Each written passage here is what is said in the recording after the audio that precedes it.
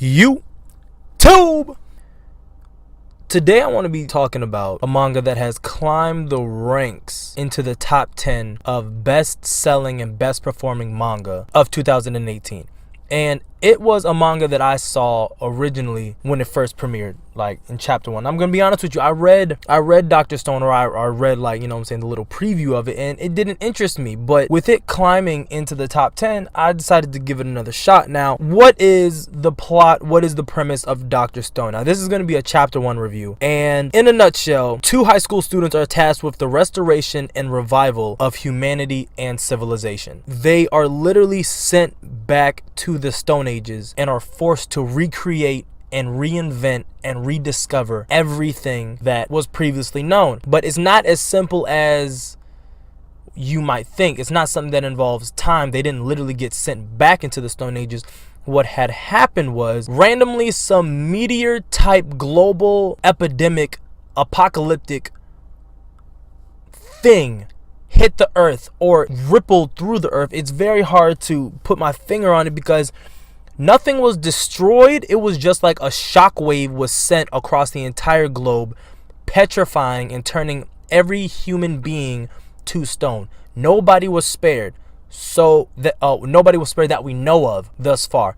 So with every human turned to stone, time is just passing by, and it's just passing by, and it's just passing by. But what we do get to see in chapter 1 is that everybody still has a conscience. Everybody's still awake to a degree. There are some people who you see have their little dialogues where they say, "Oh, I'm fading to black. Oh, everything's going blurry." And then I guess it's a matter about will, because the main protagonist, Taiju, at the time, he's confessing his love to this girl, and he gets interrupted by a big ass blast that sends everybody to stone. But during that time, he's basically willing himself conscious and willing himself awake to where he doesn't pass out like we've seen other people do. And y'all, when I say that it turns everybody to stone instantly, like there were shots of people driving cars and they're just crashing into buildings and crashing into people who turned to stone in the middle of the crosswalk. You have people in a plane that are turned to stone. The pilots are stone. They crash into the ground and into buildings. Literally, it just came out of nowhere. It's so hard to explain and put your finger on because there is no explanation for it within chapter 1. So they're all turned to stone, and this focuses on the 2 main protagonists that we met at the beginning. Senku, he's the brains of this operation, okay? He is the scientist, he is the engineer, he is the brains, the biologist. He is a walking fucking encyclopedia. Now, you have his best friend, Taiju. He is dumb. Best way I can explain it. He is the dumb muscle of the group, okay? And he was the one who was about to confess his love to this shawty named Yuzuria. For the sake of the rest of me reviewing this entire series, her name is Yuzu henceforth, all right? It's just easier for me. I apologize if I pronounce any of those names wrong. Now, all that time was passed, like I said, and Taiju eventually breaks out of the stone. Literally, just one day, the stone just crumbles, and he is free as a bird, naked and free, all right? I guess the stone crumbles closed.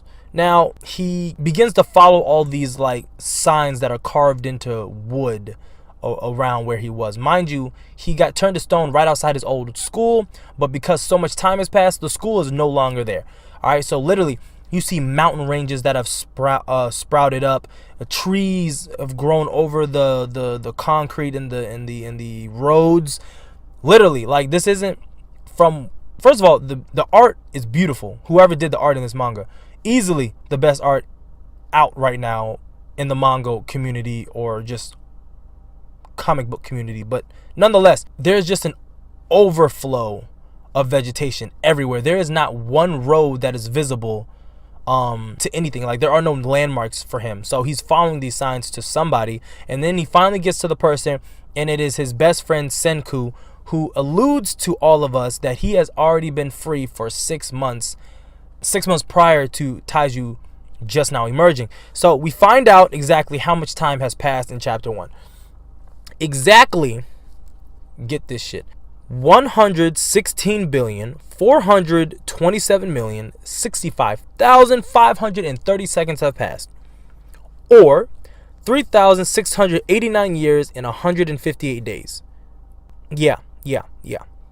And of course, we're all wondering, how the fuck do you know that? Well, luckily we have Taiju there to ask for us. And Senku, being the smart motherfucker he is, clearly stated with such a smug look on his face, I counted? Duh.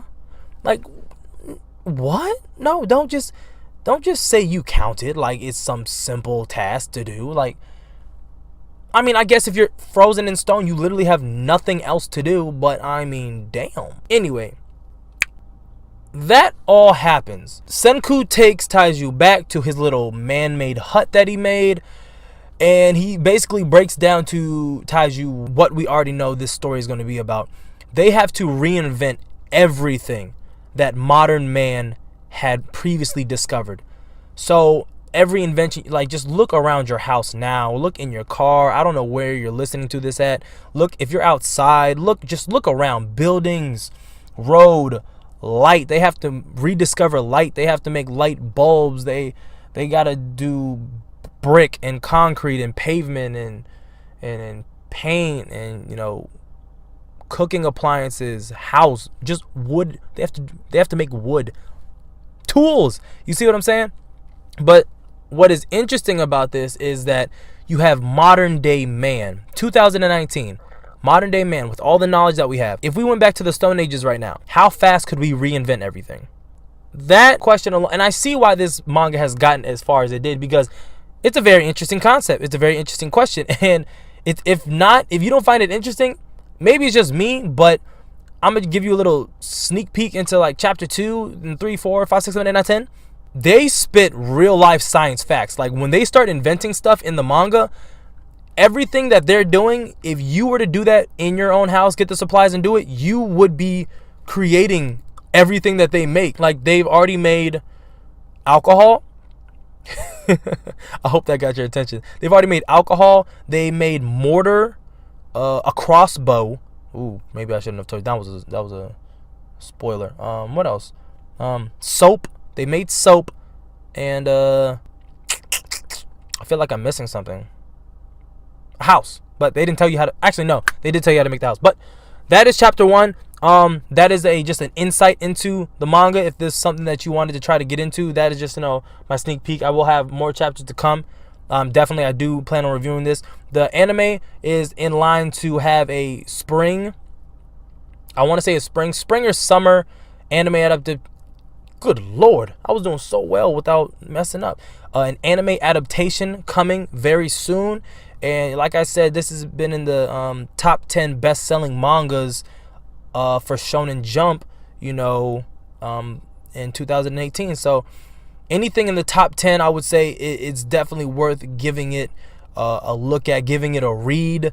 I always encourage reading it, because reading is fundamental, and 2, because you get to see the author's true intent that they have for their work of art and their true imagination come to life. You know what I mean? It's just always better. You know, top 10, you got One Piece, you got My Hero Academia, Promise Neverland, Dr. Stone, Haiku. You know, I believe those are your top 5, if I'm not mistaken. But nonetheless, if that's all. Yeah, so comment down below if you read chapter 1. Comment down below if this is a series that you like, what you like about it. Please, no spoilers. Rate the video, like the video, share the video, and subscribe. And like always, keep it safe, rep it tight. I'm out.